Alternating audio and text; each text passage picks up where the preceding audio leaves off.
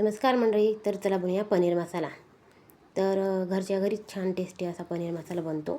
त्यासाठी पनीर मस्त छानपैकी कट करून घ्यायचं छोटे छोटे क्यूबमध्ये आणि ते कट झाले आणि कढईमध्ये काही खडे मसाले ते रोस्ट करून घ्यायचे आणि नंतरून परत तेल टाकून त्यात शॅलो फ्राय करायला पनीर ठेवून द्यायचे.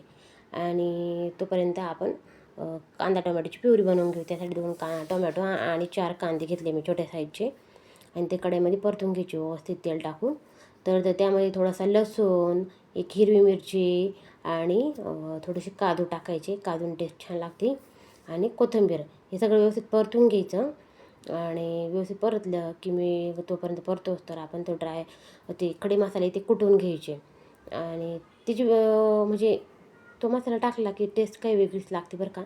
तर हा पण मसाला बारीक करून घेतला, कांदा टोमॅटो प्युरी, आणि कढईत तेल टाकून त्यात ती प्युरी ॲड करायची आणि तेल सुटतं परतून द्यायचं. तोपर्यंत दुसरा मसाला रेडी करू. त्यासाठी ना एका वाटीमध्ये 2 चमचे दही, पनीर मसाला, हळद, लाल तिखट, काळा मसाला, काश्मीरी लाल मिरची हे सगळे ॲड करून त्याची मस्त पेस्ट बनवून घ्यायची आणि याच्यामध्ये ती ॲड करायची. मग तेल सुटेपर्यंत चांगलं परतून घ्यायचं आणि तो खडा मसाला बारीक कुटलेला होता ना तो ॲड करायचा. नंतर पनीर परतलं तर त्याच्यामध्ये थोडीशी लाल तिखट टाकून घेतली आणि थोडंसं गरम पाणी टाकून उकळी द्यायची.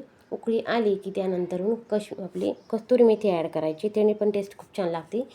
तर असा मस्तपैकी पनीर मसाला आपला रेडी होतो. तर सर्व करूया छानपैकी असा पनीर मसाला. त्याचबरोबर छानपैकी राईस, जिरा राईस आणि रोटी, छोट्या छोट्या रोट्या बनवून घेतल्या मी. तर अशा प्रकारे ही थाळी आपली रेडी झाली पनीर मसाल्याची. तर व्हिडिओ आवडला असेल तर नक्की चॅनलला सबस्क्राईब करा, लाईक करा आणि कमेंट प्लीज. तर बाय, भेटू नेक्स्ट व्हिडिओमध्ये. जाता जाता चॅनल सबस्क्राईब करा. थँक्यू. श्री स्वामी समर्थ.